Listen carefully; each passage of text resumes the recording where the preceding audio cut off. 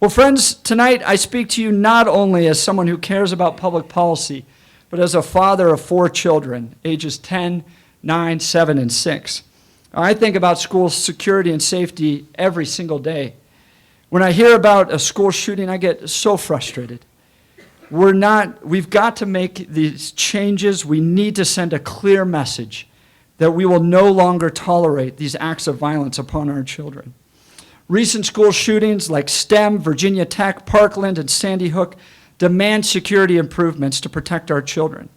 Tonight we'll hear from experts in multiple fields to go beyond the rhetoric, implementing security improvements. We'll learn what schools and communities can do today to protect their children. But before they begin, I want to lay out kind of 2 things that I think are challenges to our society that we need to address regarding this issue. First, we've had a continued rejection of God, religion, and morality that's resulting in a generation of kids without a compass and without self-control. Our society looks at these issues and says that we have a mental health crisis. Well, mental health absolutely plays a role in it, but educating children without God leaves them without a sense of purpose, without dignity for human life, and without self-control. If you look at all the school shooters that we've seen in these past few decades, they lack everything that I just mentioned. A sense of purpose in their lives, compassion and dignity for their fellow human beings, and a lack of self-control. Our society cannot function without religion and morality. We are reaping the harvest of a society that continues to reject God more and more. And secondly, one of the big challenges we face are gun-free zones.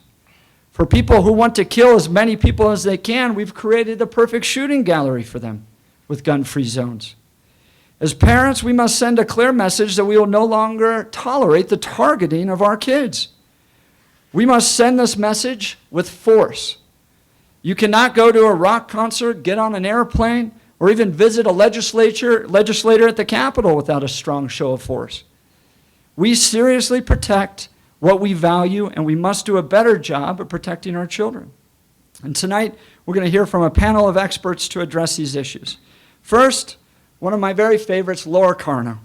She's the executive director of Faster Colorado, an organization that trains authorized armed school staff in Colorado. She's also a visiting fellow with the Independent Women's Forum. She's been involved in campaigns and causes in Colorado since 2008, including helping to recall 2 state senators in 2013. Laura also runs SpringTaxpayers.com, an organization that keeps an eye on politicians and local government in the Pikes Peak region.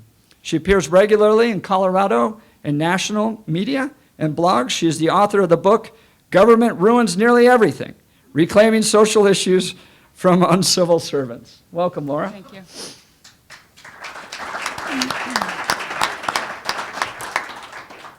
Next is Don Lee. Don Lee has over 20 years of experience in education policy, products, and services. He's currently a vice president for K-12, a leading provider of educational products and services in the U.S. Don is also board chairman of Hold Fast America, whose mission is to embrace the principle that an individual has the right and responsibility to stand for what is right, to resist that which is evil. And with an engaged community of volunteers acting in partnership with government, business, and faith community, drastically reduce the frequency of attacks and mitigate the resulting injuries and death on ourselves and others. Don is a former 4-term member of the Colorado House of Representatives. He was the vice chairman of the House Education Committee, and he has been a regular speaker on school violence issues because he represented the area that included Columbine during that massacre. Let's welcome Don Lee.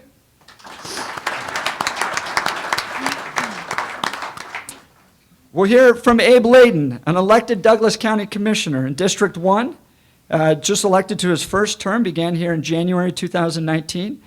Abe's top priorities as County Commissioner include cutting taxes, providing real transportation solutions, ensuring responsible growth, working collaboratively with law enforcement and the school board to make sure we have a proven safety solutions ready and in place to protect our kids, and making certain we have clean and abundant air and water for generations to come. Laydon is a proud 5th-generation Coloradan and graduate of Colorado State University and the University of Colorado School of Law. Abe and his wife reside in Lone Tree with their 3 children, and Abe, if you followed any of the news, was recently a part of the effort in Douglas County to allocate $10 million to schools to improve their school safety, and that's what he's going to be talking about tonight. Let's welcome Abe Laydon. And then Denny Dillard. Denny is the Chief Executive Officer for Hold Fast America.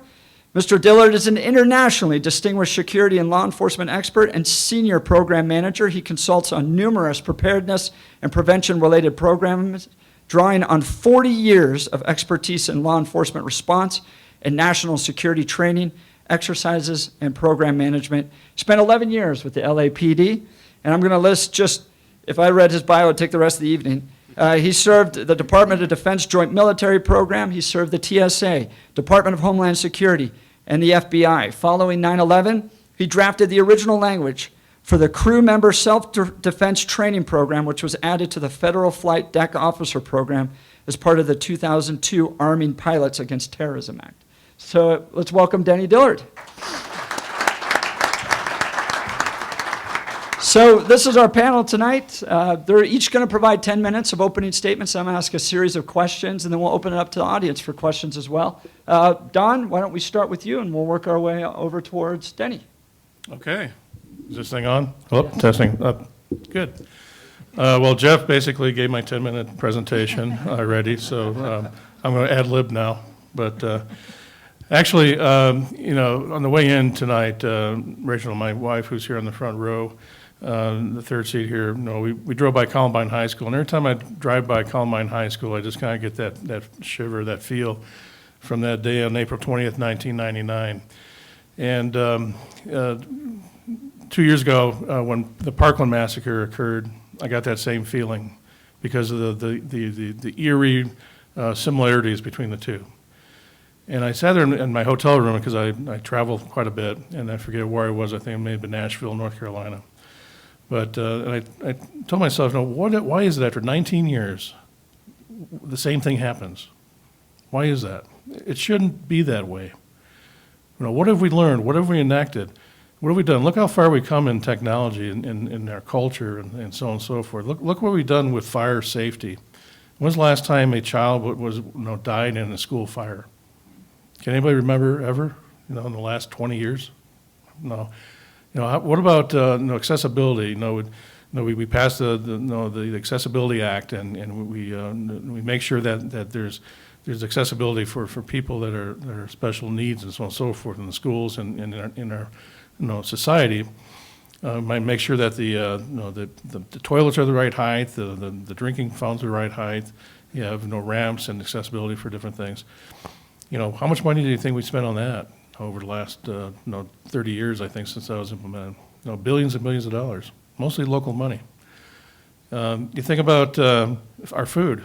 The food is under heavy regulation to make sure that the food that our children eat in school is nutritious and not going to harm them, and that they're not going to be tampered with, and so on and so forth. We put a lot of effort in a lot of things about our schools. But when it comes to school safety, I think where we lack on the building security, the physical security of schools. And I think a lot of that has to do with a lot of things. A lot of it is complacency. I remember after Columbine, I got a group of citizens together as a task force. We had about 70 members that came together, and we talked about what can we do different? What is it that happened? What can we do different? And in fact, I think, Tina, you might have been part of that, if I remember right. And everybody's like, the last thing we want is the schools to look like prisons or feel like prisons. We don't want, the schools to feel unwelcomely, and so on and so forth. And, Jeff made a good point. What about when you go to Coors Field? Do you feel like that's a prison because they search your bag and they make you go through a magnetometer? Or when you go to the courthouse, and whether at the Taj Mahal or the federal building downtown, or when you go to the airport, do you feel like you're walking into the prison because they have all these security people, dogs walking around sniffing, at your bags and things? Doesn't it offend you? No, it doesn't. We accept that for a sense of protection, and I think that we need to start thinking more about that in our school buildings.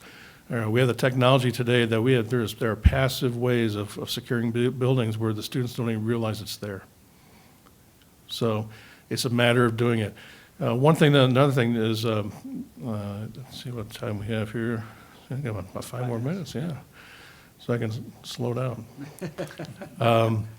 We have a department for a division of fire safety with the Department of Public Safety here in Colorado. It's a whole department. That's all they do is make sure that buildings are secure, specifically schools as well. And there's all these standards, state standards of what these school buildings have to meet. We don't have any standardization on when it comes to the safety of the school buildings that's standardized that we do with fire safety. And all they have right now with the Department of Public Safety is you go to their website and they have a clearinghouse of links. So your school district employees or administrators can go there and click on a link and it'll take them somewhere and tell them things about certain types of security. So it's basically a resource center. I think we need to do better than that. And I'm not a big government guy, but I think some things do need to be standardized. And I do think that some things have to be mandated to be met, similar to fire safety in our school buildings. I think there should be some mandated standard safety criteria for our public schools. It could be, you can talk about the cost later on, or we can talk about that later on through Q&A.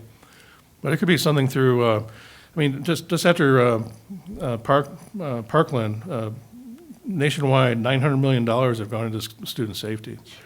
And almost half of that was just in Florida, $400 million. A lot of that is through, went to counseling.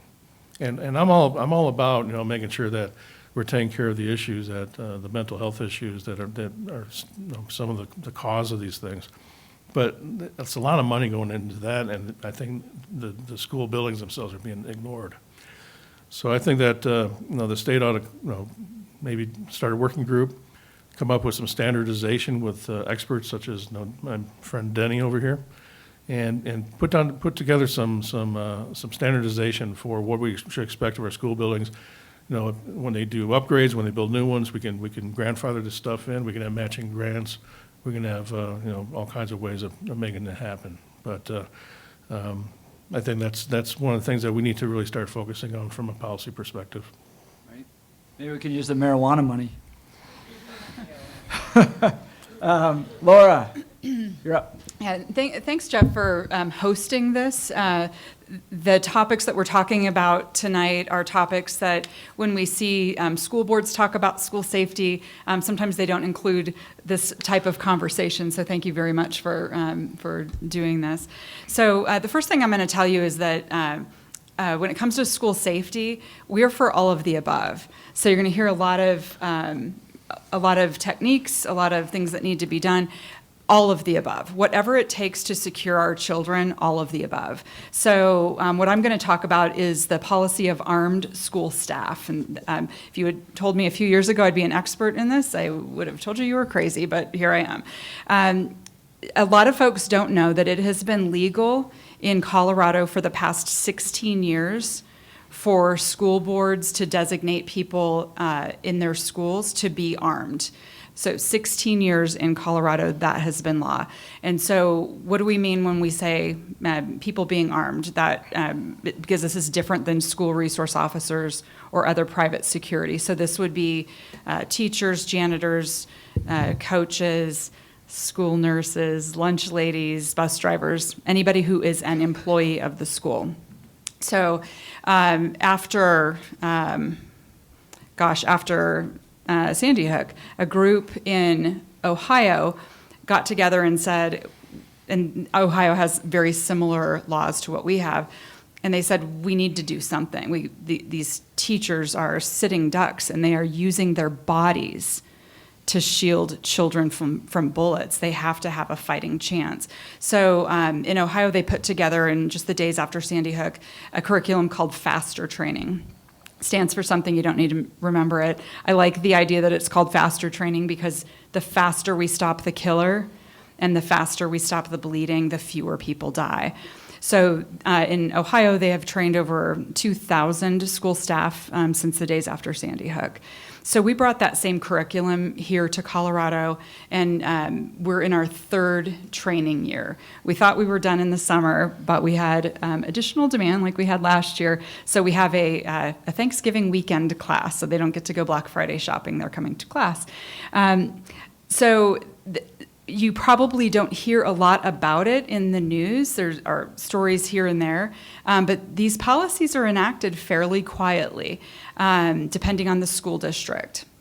And school districts can do this differently. Some school districts go into executive session and pass the policy and decide who the people are going to be. They all have a big process to vet who can be an armed staff member. Some have a very big public process. There was a school district down south that asked me to come speak at one of their big open to the public meetings. It was a smaller community. I think every single person was there at this meeting to really have a robust public process. So you might hear about it in the news, you might not hear about it in the news, but I'm here to tell you that the conversations are very robust out there about armed school staff. And why is this? So let's think about what happened in Parkland. Coach Aaron Feast used his body to save children. And you ask yourself the question from a couple of different standpoints. Number one, when people say teachers or coaches or whomever don't have the mindset to carry a firearm on campus, I say they are already saving children. They're just doing it with their body, because that's all they have. So they do have the right mindset, selected people, obviously. The other thing is people like Coach Aaron Feast or the counselor in Sandy Hook, don't they have a right to defend themselves? And Jeff mentioned gun-free zones, and schools are federal gun-free zones. And so these folks, many of them have been concealed carry holders for many, many years, if not decades.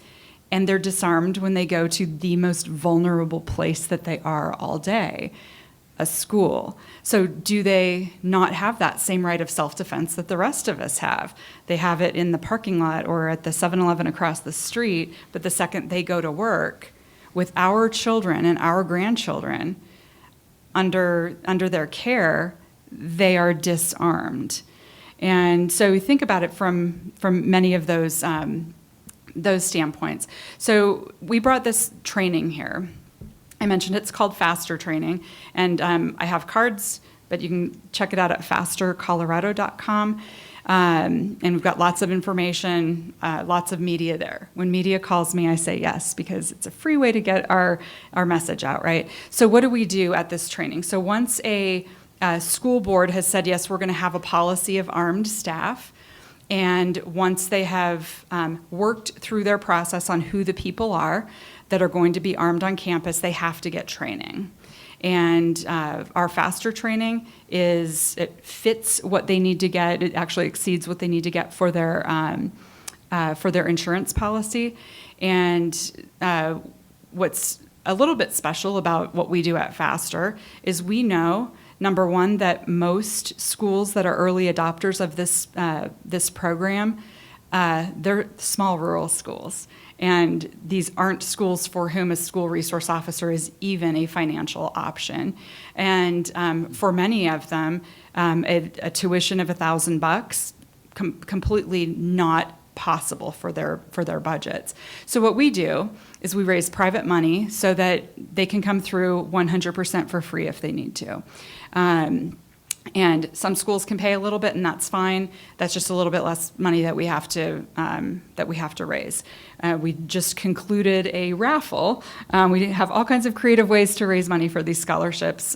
Just awarded a really cool Sig Sauer gun package to the winner out in Elbert County. So this class, it's the curriculum is very similar to what you would law enforcement teaches their SWAT teams on how to stop active killers. How do we know it's the same curriculum? Because the guys who teach it teach SWAT guys, and they're active duty law enforcement.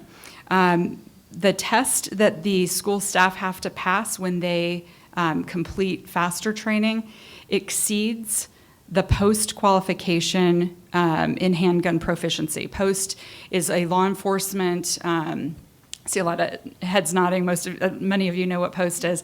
It's a peace officer standards and training, and it's the test, so to speak, that law enforcement has to pass when they get out of the academy, and there's lots of different layers of it. One of them is handgun proficiency. So we've taken that handgun proficiency standard, we've added 2 additional shots, and they still have to pass at 100%.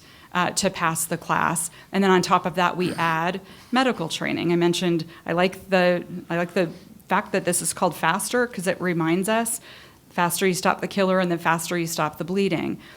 It took medics 45 minutes to be cleared to go into Sandy Hook.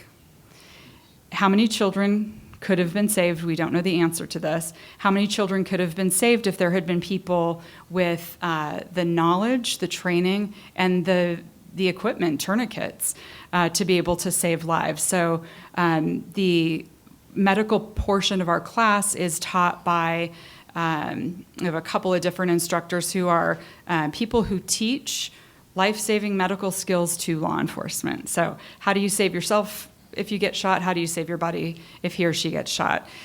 So that's what we do in a very short amount of time, very concentrated class. There's, I won't name the person or point to him or her in the class or in the room who's been to our class, but it is mentally, 2 people, mentally and physically exhausting at the end of this 3-day class. So excited to be here talking about school safety. When I mentioned all of the above, what I'm talking about armed school staff, God help us if we get there. But thank God if we do get there, if somebody has broken through every level of security that we have in place at the schools, and somebody is killing the children, we have to ask ourselves the question, in that moment, in that hallway, in that classroom, in the cafeteria, if that happens, who is going to save the children? Thanks for being here, folks. Great, thank you. Abe? Well, thank you, Mr. Hunt. My name is Abe Laydon, Douglas County Commissioner, and this is really an exciting night because it was once said that you should never doubt the ability of a small group of people to change the world. In fact, nothing else ever has. I think this group can be a beacon of conservative leadership, and I'm so thankful for my fellow panelists and all of the hard work and dedication that they've put in for years into this particular topic. I think we also need to give a hand for Jeff Hunt's beard. That's fantastic. I did a No Shave November for Men's Health. I think he's been doing No Shave spring, summer, and fall, but I really want to thank him. I want to thank his wife, Nicole Hunt, for serving on our physical school security committee over the summer, and then also a couple of individuals in this room. I come at this very humbly, not as somebody who says he's an elected leader. I'm a public servant. I work for you, not the other way around. I like that you hold government accountable. I'm occupying the government's seat, which is the people's seat for right now, and so I want to be part of this conversation. But as I come at this humbly, I want to really acknowledge Clint Doris, who's in the back. Has had just decades of military experience and served as the chair of our physical school security committee. Obviously, Nicole Hunt. And then also my dear friend Tom Shuffle. I don't know if he's in here somewhere. There he is. So I started my career with Tom Shuffle in the practice of law, gosh, nearly, 15, 20 years ago, Tom? And we've had a lot of fun. He teaches business law here, and I remember getting to substitute for him, and it's just fantastic. Anytime I get to come back to CCU, he lets me sometimes judge the mock trials here too with Chuck King, which is a lot of fun.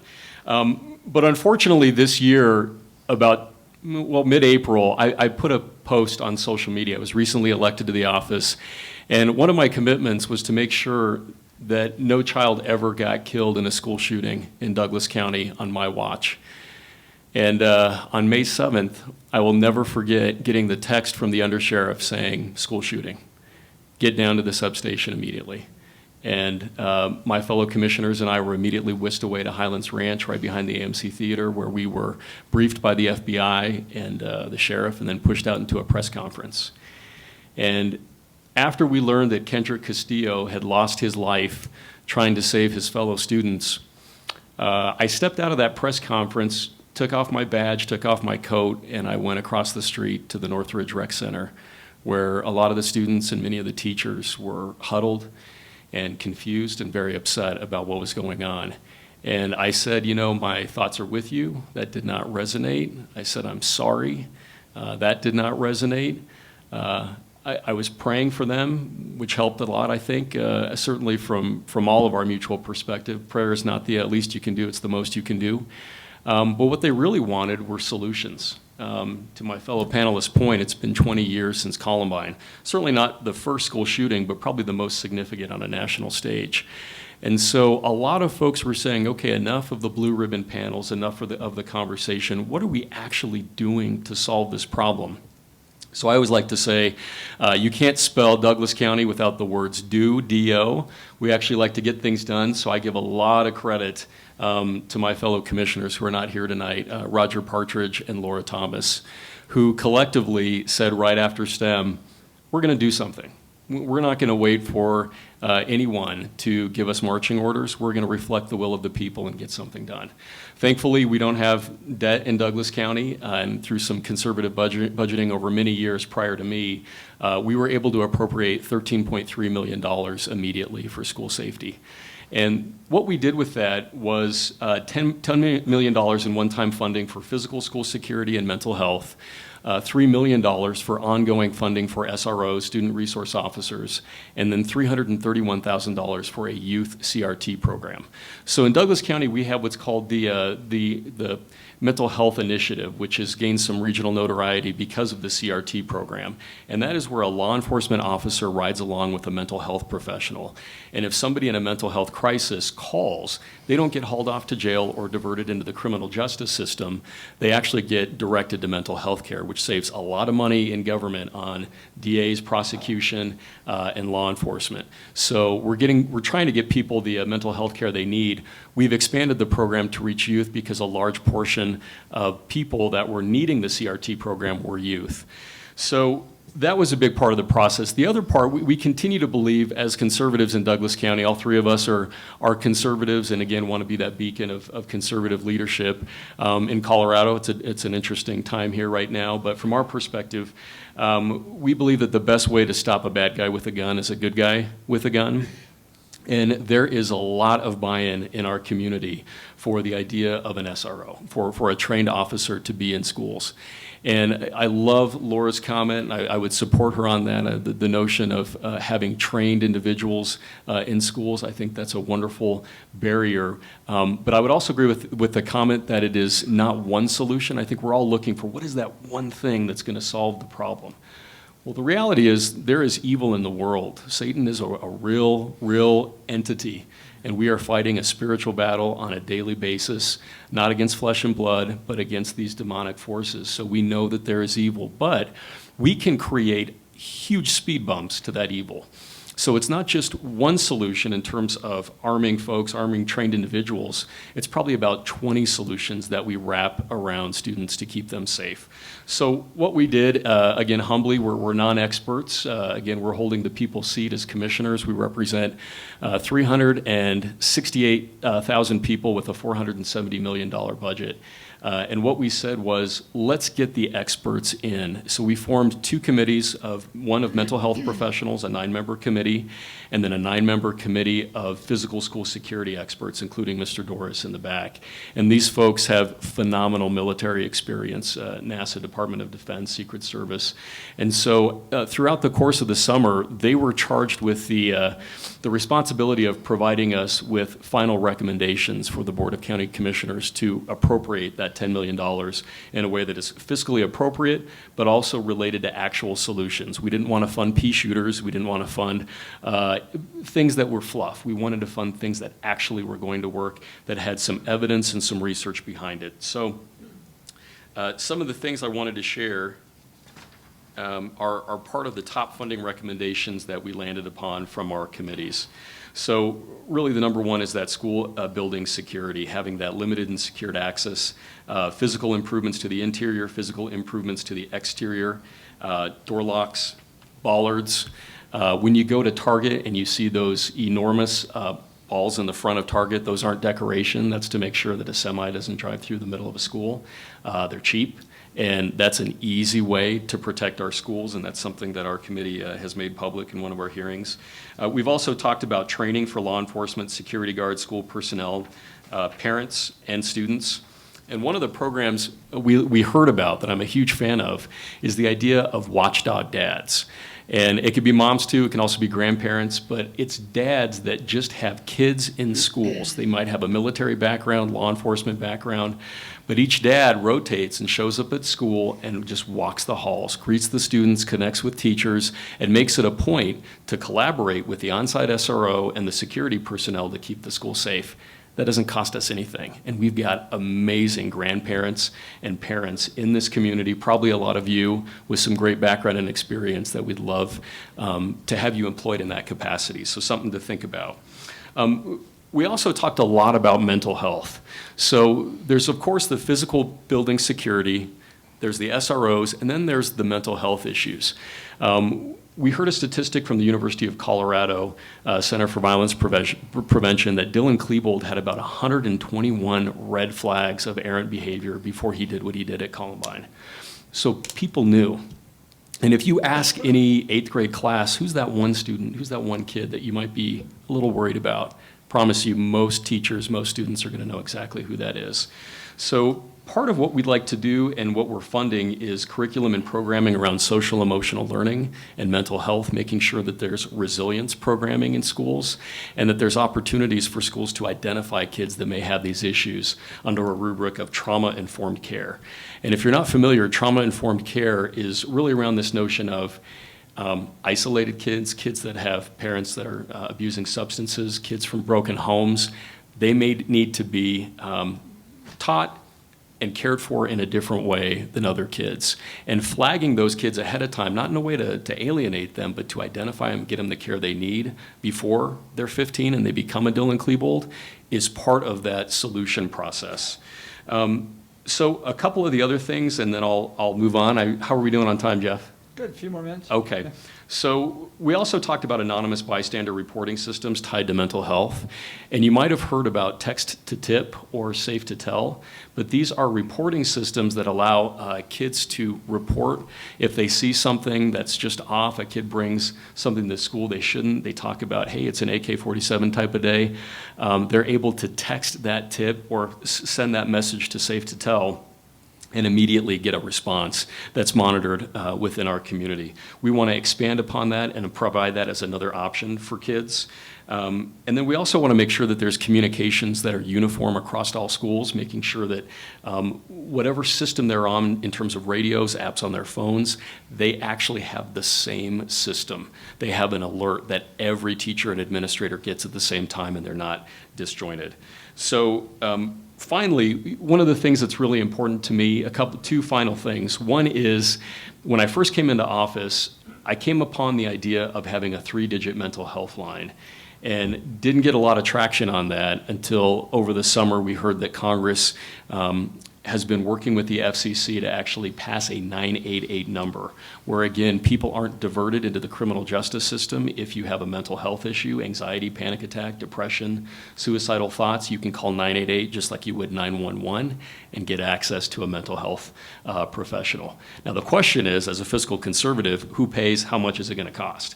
So trust me, we're taking a very hard look at that, but we're working closely with Senator Gardner to advance that.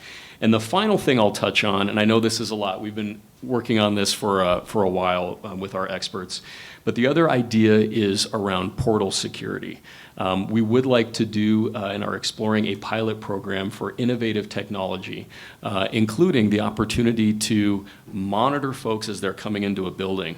I recently was exposed to a program called Athena, which will actually, through the camera system, identify folks that may be approaching the school with a weapon, flag that, photograph it, text that immediately to an SRO, and it comes up as a photo. Because unfortunately, a camera system is usually unmonitored, or can oftentimes be unmonitored by security personnel. So we want to make sure that that gets flagged and could be flagged. So we're looking at that. And then we're also looking at things like MetroSense and a few other programs that have, we've sort of moved on from metal detectors because we constantly hear about the issue of funneling and the issue of not wanting schools to feel like a prison. These systems can be hidden in the walls so you don't see them, or at least camouflaged and vinyled so that they have the school colors on them. They recently were used at the Avengers premiere where Gwyneth Paltrow and Bradley Cooper were walking right through them, barely noticed them. But what they do is they can identify with that ferromagnetic signature potential weapons. So we're looking at some of these solutions, and again, we want them so that people don't have to divest, meaning they can walk right through. So some of these systems can actually process 4,000 people in about 13 minutes. So again, there's no single solution, but we are looking at all of these options to wrap around our kids. So again, thank you for allowing me to be here, and looking forward to further questions. Great, thank you, Abe. Denny? Thank you, appreciate it. Always a joy to be able to come and speak in an environment where I can share my faith as well as my profession, because being a warrior and doing what I've done for the last 42 years now, since I was an 18-year-old kid and got out of high school, even while I was in college, is to protect and to serve. But met Jesus when I was 15 years old, met my wife, Paula, who's here in the front row, that same year. And so it is important for me for you to realize that, and in this kind of a setting, we have the opportunity to talk about that. Because there are a variety of different things that we can do. But as Abe was talking about, Satan is real. Evil is real in this world. He is that lion seeking out whom he may devour. And so we are either going to put somebody in front of our kids to resist that devil, or we're not. Okay. Or we're going to teach our kids to survive that attack, or we're not. So there are a variety of solutions, many of which we've heard about, some really great ideas already tonight. Many of those solutions are already on board and heading in the right direction, and we want to be part of that ongoing solution. At Hold Fast America, which is inspired by a scripture out of 1 Thessalonians 5:21 that says, hold fast to that which is right, or that which is good. And the right thing for us to do is to take care of our children, okay, is to take care of our grandchildren and the kids in our neighborhoods. And so we're going to talk a little bit about what that might look like. Excuse me. Started out with LAPD in '83. Went through the police academy there. Enjoyed every minute of it because I'm kind of built that way. Walked a footbeat in Skid Row, Chinatown, Little Tokyo. Worked a gang unit called the Strike Force for Chief Gates back in the 80s. We hunted bad guys. That was our job. We weren't just sheepdogs, we were Irish wolfhounds. We went to get the wolf and make them go away so that they couldn't kill and rape and do the other nasty things in our communities, both to our schools and throughout the city. So many of the folks here in the military have done the same things around the world on behalf of our country to take care of our country. And on Veterans Day, thank you. Colonel Rosser, appreciate it. John Andrews, thank you, sir. Two of our board members for Hold Fast Colorado and Hold Fast America. And we are very excited about that. Jimmy Graham, thanks for your service, brother. And Jimmy runs a program called the Able Shepherd Program, and he's been busy getting it done. Just flat out getting it done for several years here in Colorado now. Clint, thanks for the work and the leadership, brother. And we can all work together to continue to make this thing get to the next level. After 9/11 occurred, flight attendants and pilots came to me because they'd heard about my background in teaching and physical training, self-defense, survival skills at LAPD, out at the college level of teaching credential from UCLA to go along with my management science and business law from Cal Poly. 2 weeks after 9/11, as a matter of fact, flight attendants came to me and said, help, we're afraid to get back on board the aircraft. Our carriers don't know how to teach us this stuff. And the FAA doesn't require that they teach us how to protect ourselves. Can you help us? And to me, that was a magic word, because teaching and helping are the two spiritual gifts I have. I protect and serve, but teaching and helping is what I do to make that happen. So largely, not just a Christian, but a knuckle-dagging street cop from Los Angeles brings solutions that seem to work for our country. We trained 210,000 flight attendants and pilots after 9/11, and crew member self-defense training in a variety of levels. Now, in that secular setting, we taught things like awareness and deterrence and avoidance. We taught verbalization skills, empty hand control, intermediate weapons that are blocking, movement, body stance, balance, things that you might learn in martial arts, all the way up through deadly force. We put together the Federal Flight Tech Officer Program. I was the director at TSA in 2002 and 2003 in charge of both of those programs. Those are volunteer training program. Guys, a lot of them out of the military that said, pick me, I'll be involved, right? And they put forward their own time to get the training and money to do that as we were putting that volunteer program together that still goes today. So we're trying to do the same thing here. So with Hold Fast Colorado, I said to myself, look, we need citizens to be aware and the ability to protect themselves and each other when law enforcement just can't be there all the time. I know I've been the guy on the other end of the 911 call, right? I can't get there. I can't be everywhere. Even if we have an SRO at every school, and I hope we do, I love the SRO program, but even if we have one in every school in America, the shooting takes place on the other end of the school. There's been several shootings where an SRO has been there. There's been several shootings where we've had armed security guards that have been there, but we're still not stopping kids from dying. So we have to take a very holistic view of what we're going to do, and we have to look at this from not just a tactical standpoint, the legal standpoint is incredibly important, the psychological, the medical, right? All of those things. The policy standpoint, we bring groups of subject matter experts to bear and work on a consistent basis, and we can make that happen. After Sandy Hook happened back in 2012, I sent together a white paper and went to the Obama administration. I know it got to the White House because it was delivered by some colleagues of mine at the Department of Homeland Security. And they decided to pursue gun control instead of this answer that we've got here today. And we're still not saving kids' lives because Parkland happened, STEM school shooting happened, and there's more that are going to happen right around the corner. See, if one child matters, they all matter. If one school matters, they all matter. So how do we take and start from here in Colorado in the Denver metropolitan area and areas like Douglas County where the last school shooting took place and build that into a program that can take care of all of our 93,000 plus schools across the country? How do we do that? The same way we took a program called the Guardian Project for the Department of Defense and protected every military base we have around the world. A joint military program, Air Force, Navy, Marines, Army, even the Coast Guard, right? All of the above. Everybody was involved, all those bases. And we protected them from chem, bio, rad, nuke, and explosive threats. It was an $800 million contract, and I was a project manager that got to redo all of the planning, all of the training, all of the exercises. If we can protect our military bases, can we protect all our schools? Absolutely we can. We just have to have a little bit more imagination on how we're going to fund this thing.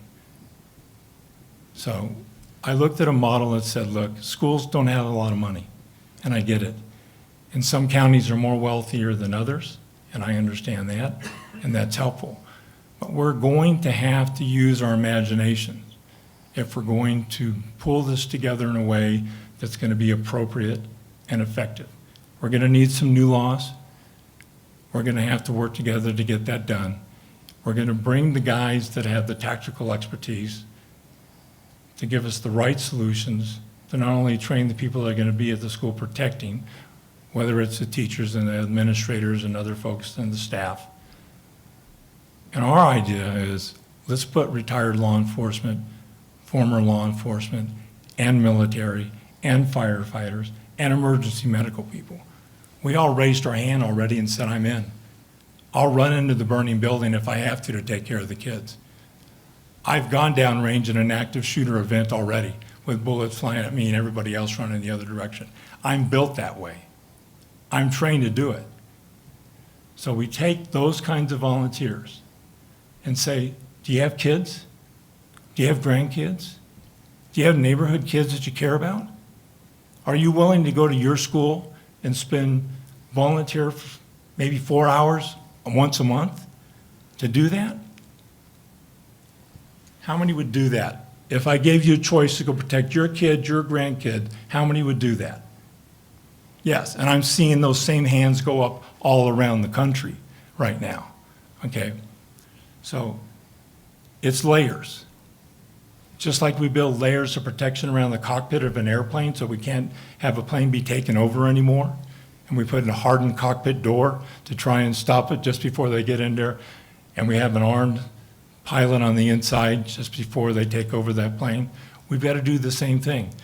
Now the principal point of protection isn't the cockpit, it's our classrooms where our children are, where our teachers are. See, our elementary schools, they can't take care of themselves. They're our lambs. We got to take care of them ourselves.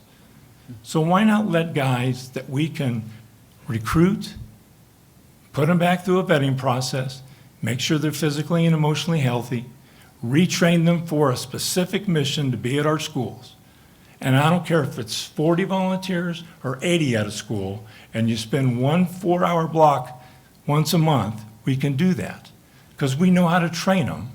We've got subject matter experts across the country, and plenty that are right here, some of which are in this room that I already mentioned, that can train those folks to do that. It's about organization. It's about a model that allows us to do that. And in my mind, that has to be a non-government organization to make that happen. Because the government has already proven to me they can't, and they won't. So Hold Fast America is a nonprofit, 501c3 non-government organization. Now, we will work with government at the federal, state, and local levels. I will say we will work with the government at the federal, state, and local levels, because I will never go back to work for them again. We will work with them. They don't get control over this. But there is a wonderful model called the National Center for Missing and Exploited Children. Anybody heard of them? They do the Amber Alerts, right? They got signed into law, and they get money from the Department of Justice since 1982. And they're very, very effective. And I've worked with them, and I've met with them, and that's the model we need to design here. So Hold Fast America has worked hard to bring a Citizen Awareness and Protection National Center to Colorado, because we've had more than our fair share of these shootings, not just in our schools and our theaters and shopping malls and everything else. We need to work together to get that done.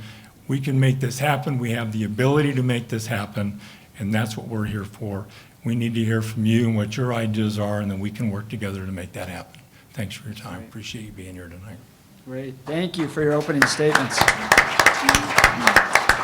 Denny, what I love about that approach is that it's something that we can do today. It's a way that we can get involved today. And I think that's the vision of America, is that if there's a problem, we don't wait around for somebody else to come. We fix it ourselves. Yep. We go out there and serve our neighbors. So I appreciate that. I've got a few questions, then we'll open it up to the audience.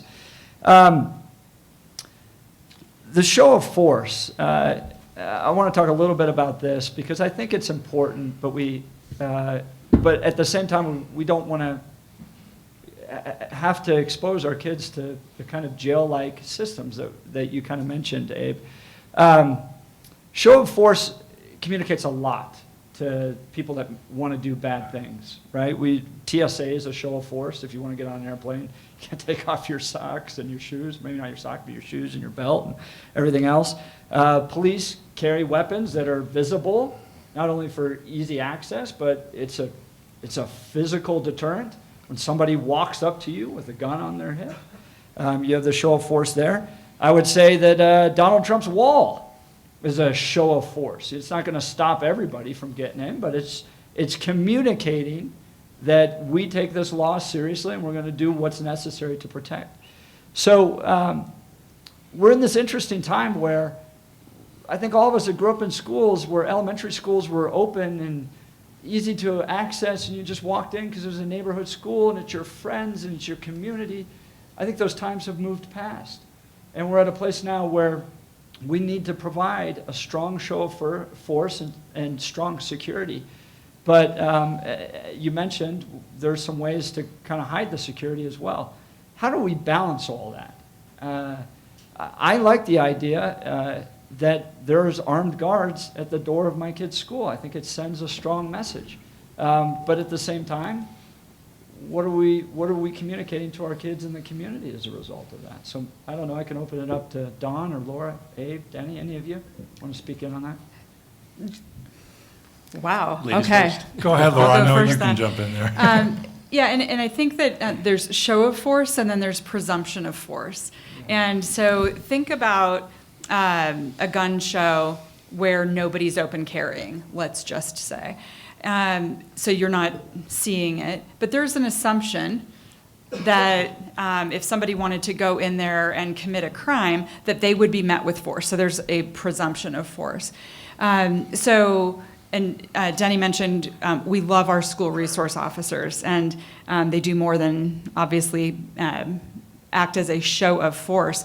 But when there is a school resource officer in a school where a shooting happens, it's because the killer chose to start it somewhere else. So shouldn't we have that presumption of force sprinkled all throughout the school? And, I mentioned some of the positions. We've had, the school nurse and the lunch lady and the bus drivers, literally all over the school.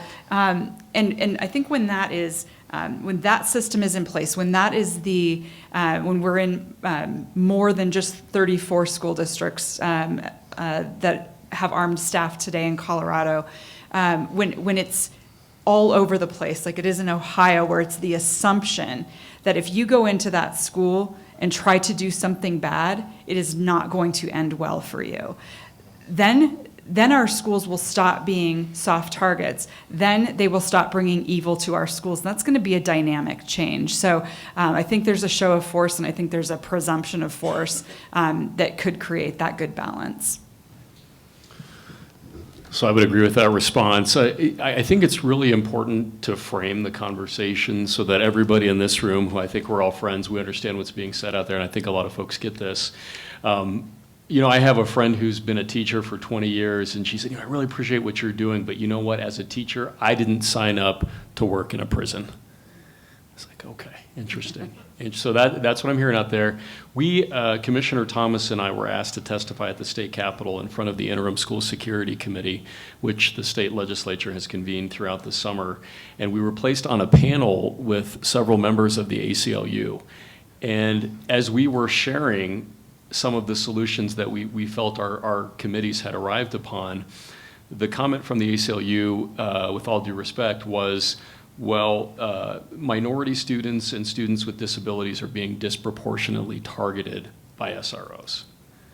So that is the dynamic that we were surprised with when we showed up at the Capitol. So I had to respectfully interject at that point, and I said, it's interesting because our school district, who I respect, we're collaborating with them, even though we're philosophically a bit different. They've decided to use their bond and mill levy money to hire about 91 counselors in Douglas County. And listen, I am all for mental health. I think counselors can be very significant, and they're doing a lot of other things which I think will also help keep kids safe. But I said, when I walked into the Capitol today, I was not met by counselors, even though maybe we could use some at the state legislature, right? You know what I was met with when I walked in the doors? I'm with you, John. I was not met by counselors when I walked into the Capitol. I was met by security guards and a metal detector. And there is this narrative out there that kids are afraid to go to these areas that are more secure. I have a 14-year-old, a 12-year-old, and a 2-year-old. They are not afraid when they go to Mile High, when they go to Coors Field, when they walk through the detectors at Target, even though they look different. That's exactly what they would be. So I think the kids are used to it. But the argument is, if you have these security measures, the kids will funnel, you can't get them through, and they're going to feel like they're in a prison. And the number one fear of students is being shot at school right now in 2019. I'm more concerned about that fear than this feeling of campus should be wide open and we just should have a free-for-all. So it's competing considerations, but just so you understand what I'm hearing on the other side, this is what we're up against. So, and my thought is, look, it's real easy to get wrapped around the idea of a school shooting. These are low likelihood, high consequence events. We get that. But the perception by our children is, I may get shot at school, because that's the kind of press that's happening. The reality is the threat is multifaceted. How many explosive devices were there at Columbine? Anybody know? 99. 99 explosive. Now, you probably never heard about that. Had they been better bomb makers, you would have heard about it. Their goal was to burn the whole skill down and kill everybody in it, not just shoot them to death. Almost every active shooter and terrorism act that we have in this country and around the world involves explosive devices today. Now, ISIS is saying things like pick up a knife, pick up a machete, drive your car. Okay. We're missing the boat here. It isn't just about other kids shooting other kids. Now, that's important, and I'm not saying we forget about that. But there are many other threats that we have to adjust. And to do that, we have to have this multi-layered approach to getting that done. Physical security is one of those things. But eventually, one of those bad things is going to happen in our schools again. Are we going to have the people there that are trained and capable of responding to that in seconds, not minutes? Douglas County Sheriff, and I met with Tony Spurlock shortly thereafter, like 2 weeks later. Don and I did, and John Andrews was with us. You know, he loves the idea of what we're talking about with Hold Fast America. Because we're not there to be police officers. We're there to stand in the gap before the police officers can get there to protect those kids. Okay. I want all of our volunteers to have as many tools in the toolbox as possible. A firearm, it would just be one of those. Whether they carry it in an open carry or concealed, doesn't matter to me. Okay? Each individual school district, each individual school can make that decision. We're currently working with 2 private schools that want us to be in uniform, open carry. We'll do that for them. But we will not look like police officers. We will not look like special agents. We will not look like military. And guess what else we won't look like? $15 an hour security guards, because that's not who we are. We're professionals. That's who we are. So we can get this done in a way that allows us to use other skills. Who's ever heard of behavioral recognition? So what does that mean? Anybody want to give me a definition of behavioral recognition? Yes, sir.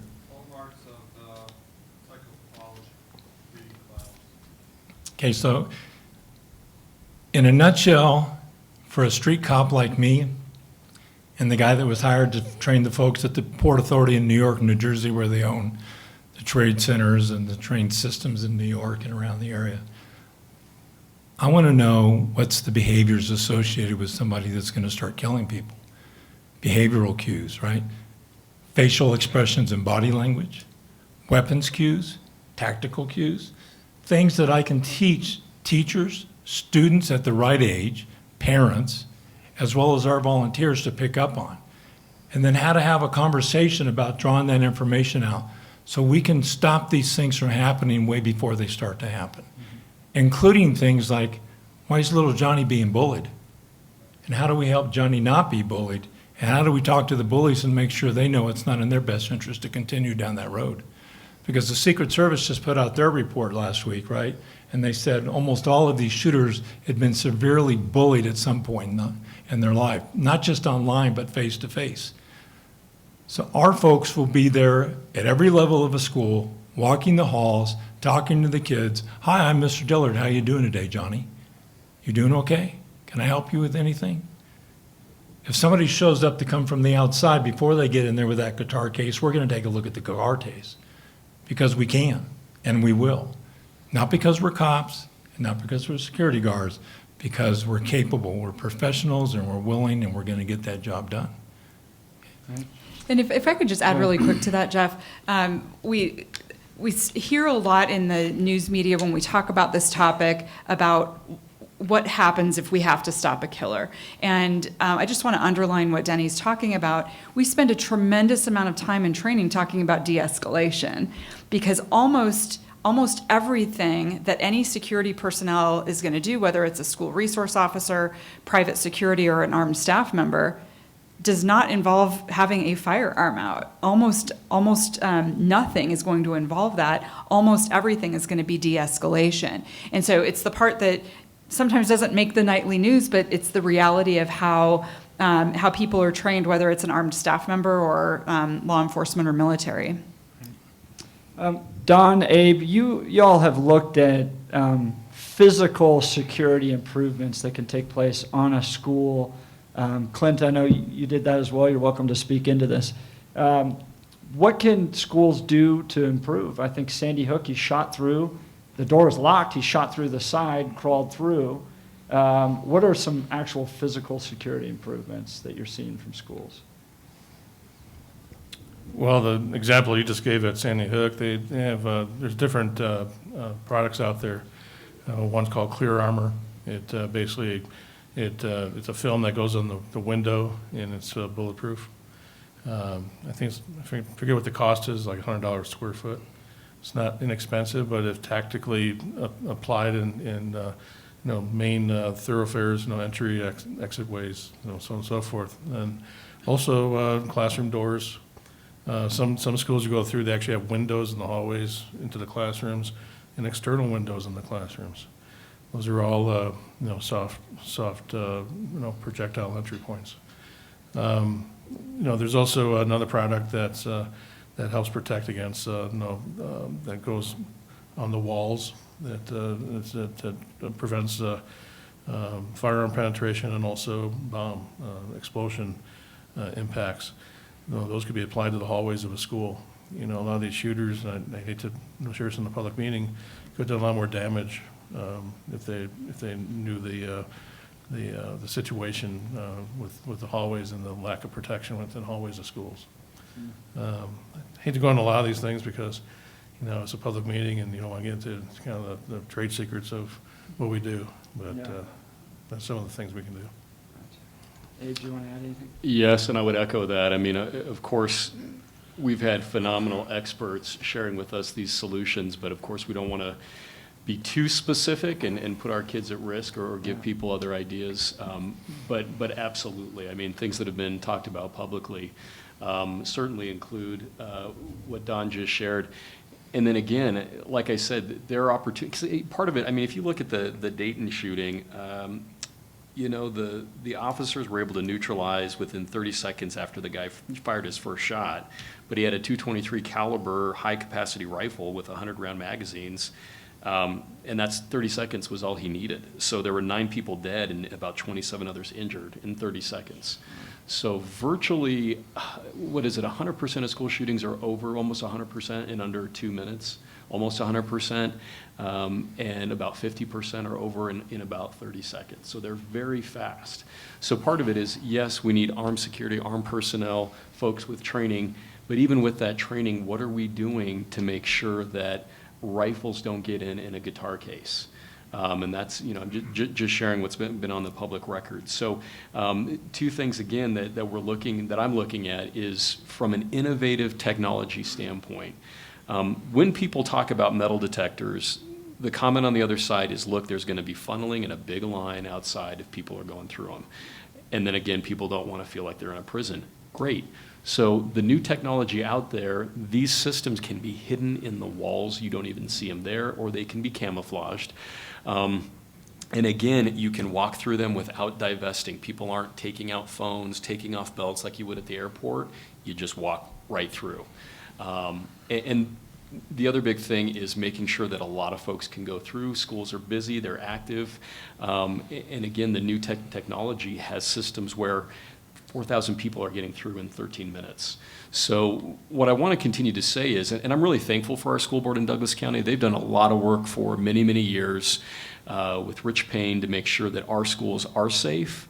And they, over time, have grown to trust us and know that we're coming alongside them to help with some of these measures. But there is this philosophical difference between a wide open school and a school that's safer. And part of it is, do we need 9 entrances that are propped open during the day? Or can some of them be fire alarm doors? right? Where, okay, you can get out in a fire or an emergency, but normally they're just locked. It's just the typical doors that say emergency, exit only. That's cheap.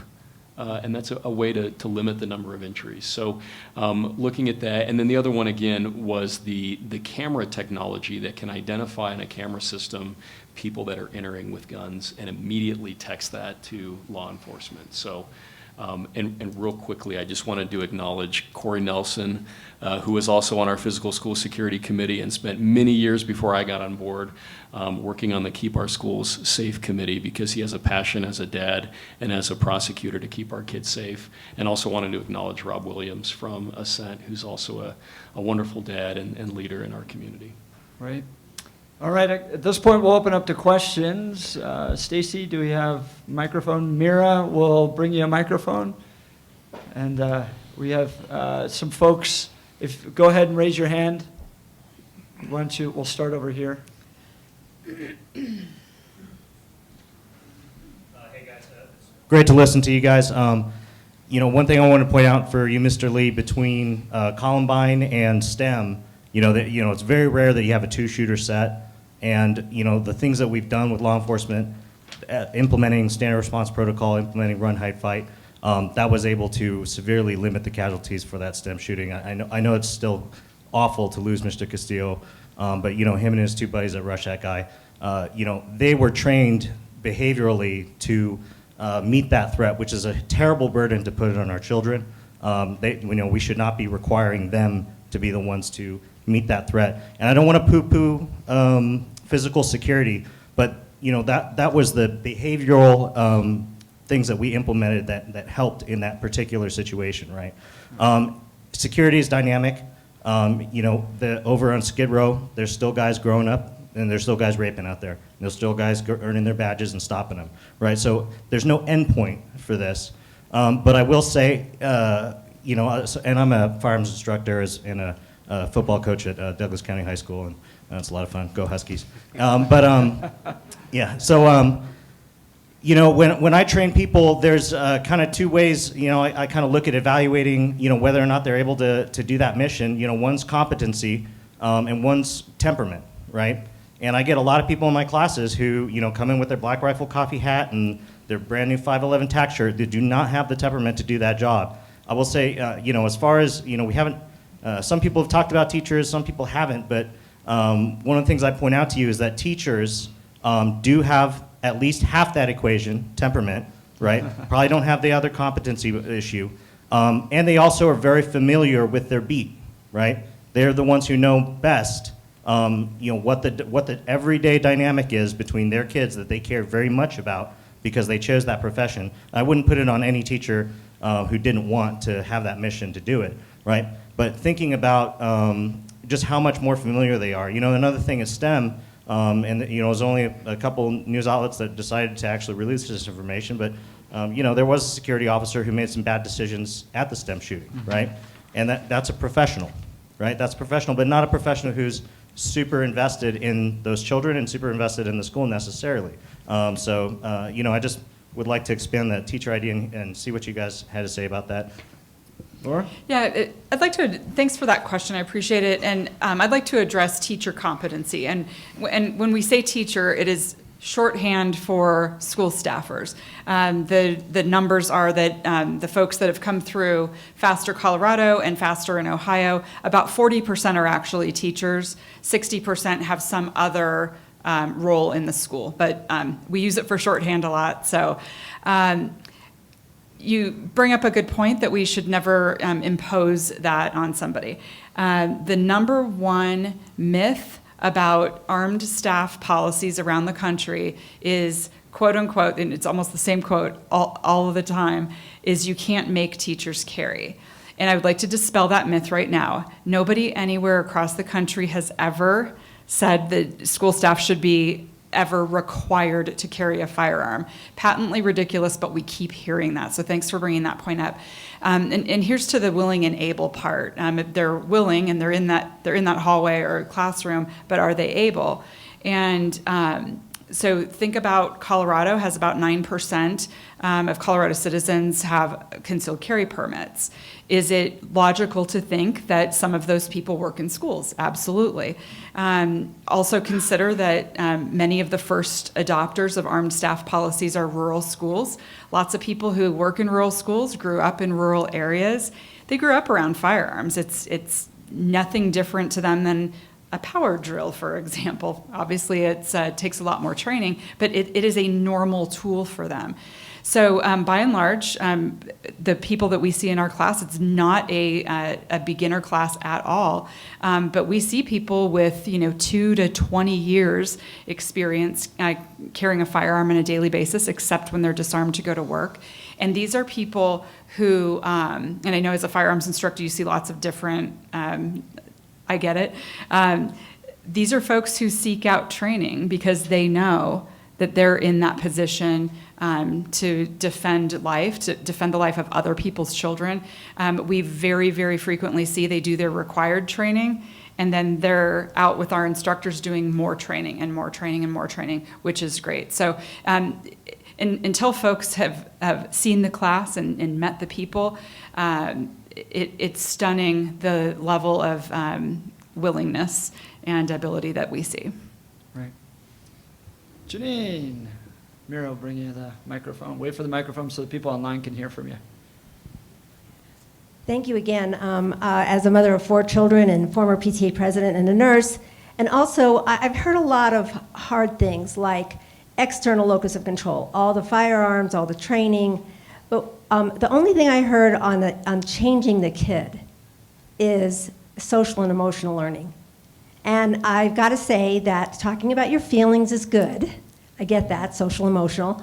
But what we do with the Center for Relationship Education is actually change the climate of the school by teaching kids how to care for one another.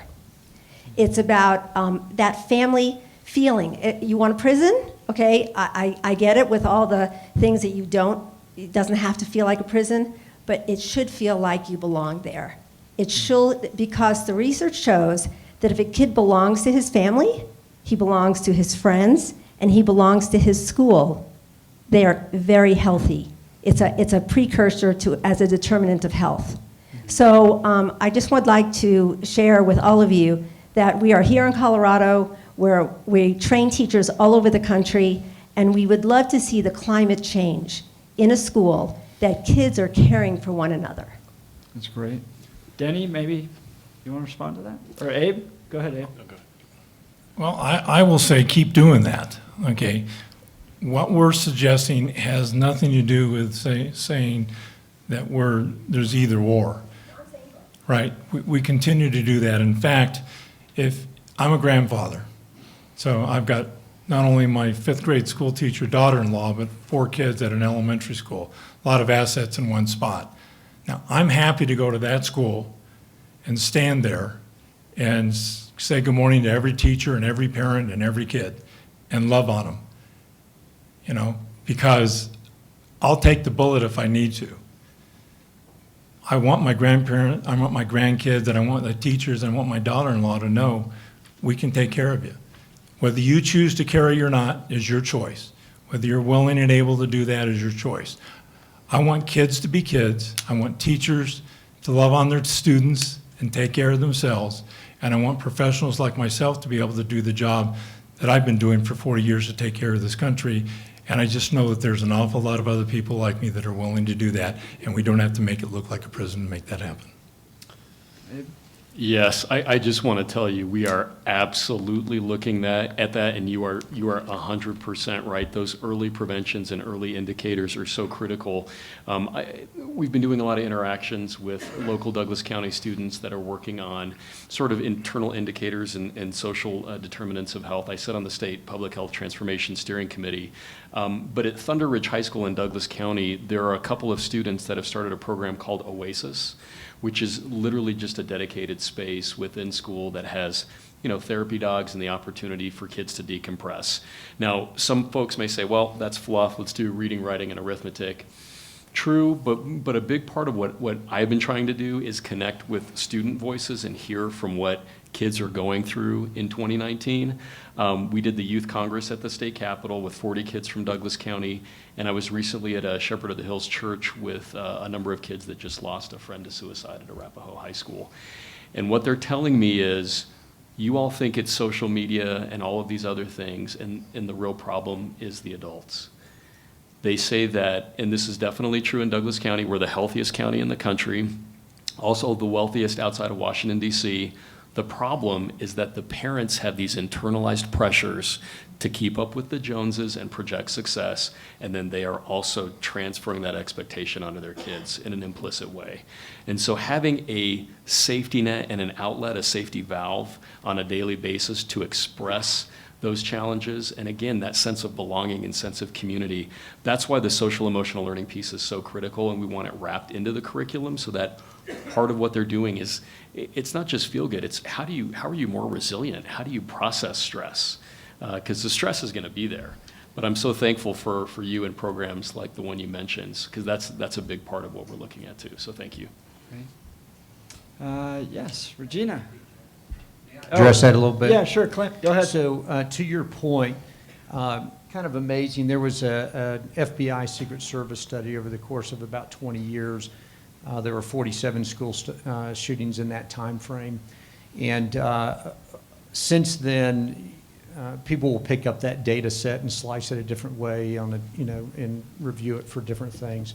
Back in 2013, the Secret Service looked at it from the aspect of, with all of these shootings, and these were school shootings, how many people knew the shooter, and did they say something? So they call it the Bystander Study.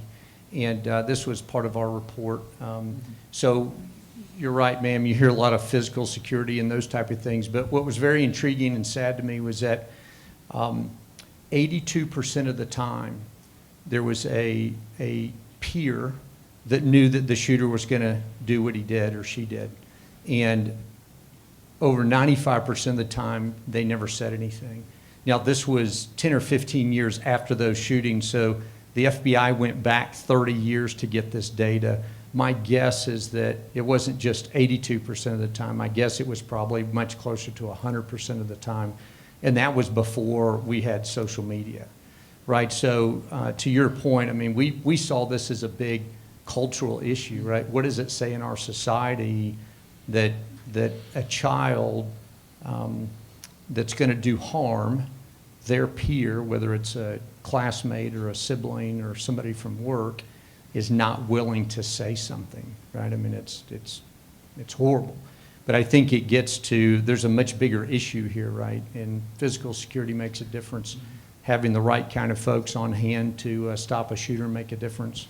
I joke that if one SRO is good, then 10 or 15 are better, right? You're not gonna, these schools, Castle Rock or Castleview High School is 100,000 square feet. You can have 3 folks there with a gun. It's not gonna make a difference in enough time. We need more people involved. But there is this other cultural aspect that I think that we're completely overlooking in a large picture sense, if you will. Right. Thank you. We have time for 2 questions. Regina, we'll do, unless there's one over here. We'll finish over here. Mira, we'll go. Thank you. Well, my question kind of follows on what he was just talking about. You've got a political correctness factor that's being driven a lot by school districts and school boards that want to keep the numbers, they want to keep their numbers looking good. They want kids graduated regardless of, of whether they belong in the school. They don't want to report incidents. So how, in the midst of all this, do you address that issue that you've got administrators and sometimes teachers, you've got the local law enforcement, and sometimes even the FBI, who knows where some of these problems are, but for a variety of different reasons, nobody handles it. So how do we, does all of this just overpower it? Do we put so many parents and protectors and so forth ourselves in the schools, or how do you address that particular political correctness issue? Basically the Parkland issue, right? They knew he was a problem. They kept shuffling him along. without really addressing the problem. Anyone want to take that one on? Yeah, so the answer is the law. And if you're familiar with the Claire Davis Act, obviously state lawmakers in 2015 passed that act after a girl that was killed by a fellow student at Arapahoe High School. And what I would say is hold your school boards accountable. Under that act, basically, it's a waiver of governmental immunity on acts of school violence and allows civil lawsuits to be filed. So school districts are required to prove that they exercised reasonable care to prevent reasonably foreseeable murders, first-degree assaults, and felony sexual assaults. That's already on the books. So, before we start passing new laws, which we probably need to do, let's make sure that we're enforcing the ones that are already on the books. Yeah, and this is about parents and grandparents. Consider, we have a lot of choice opportunity in Colorado where you send your kids to school, right? You can send them to the neighborhood school here, that one over there, the charter school here, the private school. We have a tremendous amount of choice. So consider looking at it this way. You are hiring a school to educate your children. And part of that education is that you want your child returned home alive every single day. So you as the parent, you interview your school, you talk to your school board, you talk to your principal and superintendent, what are they doing? And Regina, you bring up such a good point about what happened in Parkland. There's a book, if you're interested in all of the thousands of things that went wrong there. There's a book, I see a lot of people nodding who have read it already. It's by Andrew Pollock, who lost his daughter Meadow at Parkland, and he just was a bulldog. He is not letting go of everything that went wrong. I tell parents, read that book. If only 2 of the 77 things that went wrong there are going wrong in your kid's school, you need to know about it, because if they are they don't want their numbers to look bad. They don't want their reports to look bad. And children are less safe because of that. That is not okay. Great question. And Andrew Pollock is not paying me to say that, but it is it's a terrifying book, but it's an amazing book to get. All right, Can I say one thing real quick? Yeah, go ahead. I've been in education for over 20 years. I was vice chair of the education committee and been dealing with school districts and state boards of education and district and departments, and they don't like to do what they're not vested in. If they don't have an interest in doing, implementing a law and complying with the law, they're not going to do it. And I've seen that over 20 years. I saw when I was in the legislature. I remember getting constituent calls and having to call the CDE across the street and have them call the district and say, how come you're not complying with the law? No, they're not going to comply with something that don't have vested interest in. I think that the answer has to be more of when it comes to a comprehensive security plan, it's got to be site-based. It's got to include the community, it's got to include the teachers and the administration. They ought to be bought into it. And that goes with the the Safe to Tell system that's been very successful. It actually came from Congressman Tom Tancredo after Columbine, and it's been modified ever since. And it's a great system. Every day there's several calls that come in to Jeffco alone, just on the Safe to Tell line. It's been phenomenal. But the answer is we're compartmentalized civilization right now. The kids they're all walking around like this. My wife and I just got back from Israel about a month ago, and one thing we really recognize out there is the families. They're like families. Everybody's not stuck on their phone. They're actually out having a good time, talking to each other. And a lot of that, I think, is because they all have to serve in the IDF, and they're all doing behavioral recognition around them, making sure nobody's looking at their kid the wrong way. And I think a lot of that has to do with it. And I think, Denny is spot on. I think, maybe in high school we all need to take a class in behavioral recognition, because I think that's a lifelong, value to have, and it's going to keep our society safer, because our society is becoming more and more unsafe. You're talking about the schools and the presence.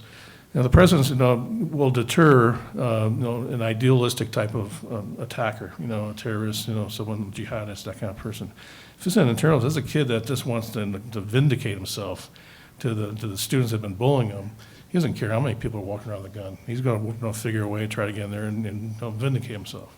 So there's so many variables involved. It's got to be site-based. It's got to be continued communication. There needs to be cultural changes. People need to start, telling their kid, put your phone down.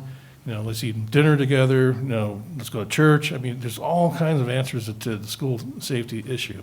There's no one silver bullet, no pun intended. But, I think that we all need to keep working together, because I've been hearing it for 20 years, ever since Columbine. And nothing against what we're talking about here tonight, but I heard the same things 20 years ago. And it's like we haven't learned, or we haven't really taken it serious enough to really do something about it. And, by golly, we need to do something about it, and really, come together on certain things and get it done, check that off, and let's actually work our way down the road and make our schools safer today. Last question here.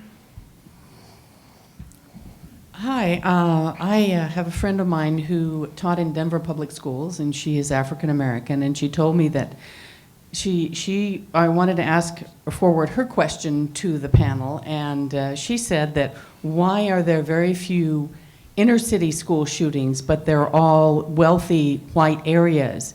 Is it, financial, that the kids actually have access to firearms, they could actually purchase them?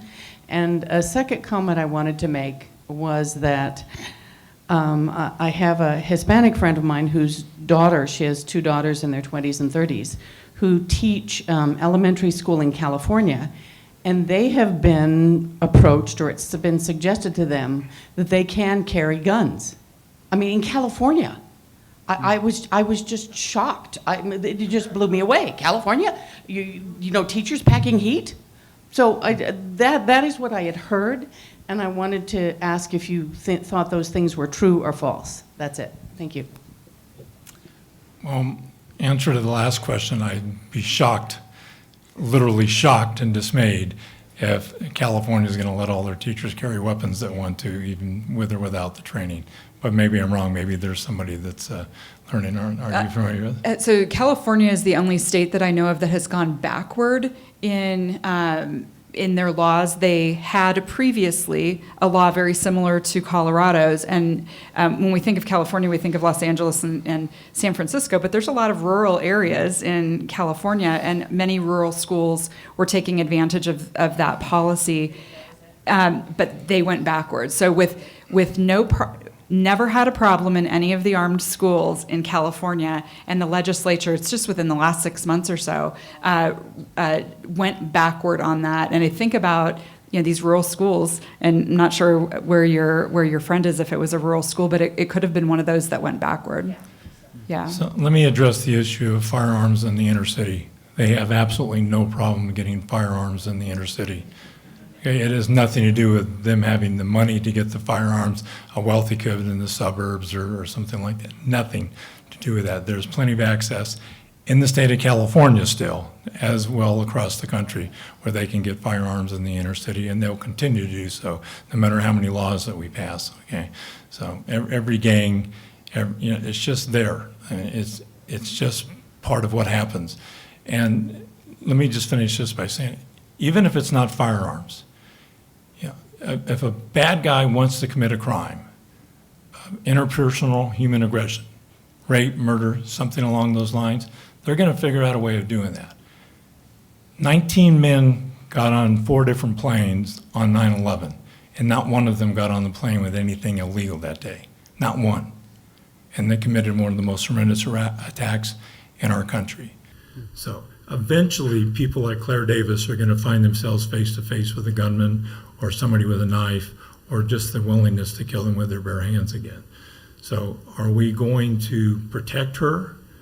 Or are we going to try and teach her, if she chooses to protect herself? We got to put these layers in control so that that doesn't happen again. And unfortunately, it will. All we can do is play this continued cat and mouse game to get better and better at it and stay in front of one step in front of the bad guys as best we can. All right, thank you. We're going to wrap up with just one statement from each one of you. I'd love to know one thing that the people can do when they go home tonight or tomorrow to improve the safety at their schools. We'll start with Don. You're on the spot. Well, I think my last statement kind of covered that already. I kind of wrapped it up already. Have dinner with your kids? Yeah, I mean, turn the TV off. Sit down, have dinner with the kids, talk to them. Make sure that they don't take their phone to bed with them and they're up till 2 a.m. texting their friends, being bullied, cyberbullied. I mean, there's all kinds. I mean, the teen suicide rate is phenomenal. It's always been a phenomenal problem, especially here in Colorado. There's more than just the violence, student-to-student violence. It's a cultural shift, and just start with hugging your kid and listening to them and trying to engage them. Be an active and engaged parent. All right, Laura. Same, active and engaged parent. Find out what's going on at your kid's school. They are your children. You are hiring a school to teach them and return them home alive every single day. It is your job to know what's going on.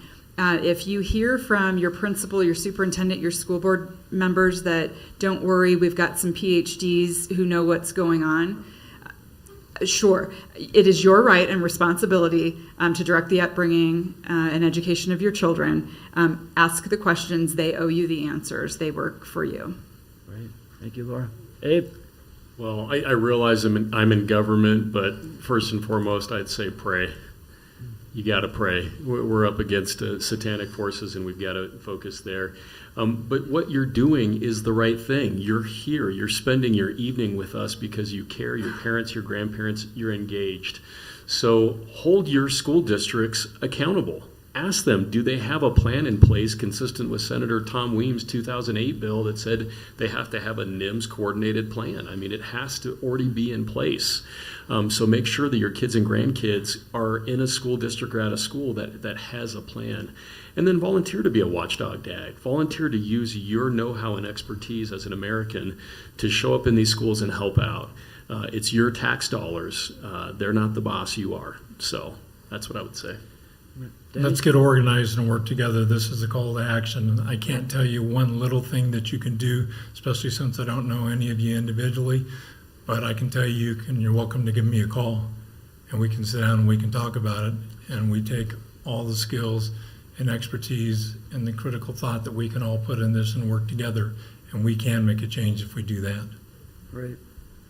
So we've heard a lot of good ideas, but I think the overall arching theme is that we need to be involved in our communities. We need to be involved in our schools. We need to be involved in our families. We need to hold our school boards accountable. We need to be present on our school campuses. We need to be there with our children and grandchildren. This is one of the big challenges we face, Denny, in our lifetime. We have, as Americans, before rised up to take on these issues, and I think we can do it again. But can we give all of our speakers a round of applause for their work tonight? Thank you all very much.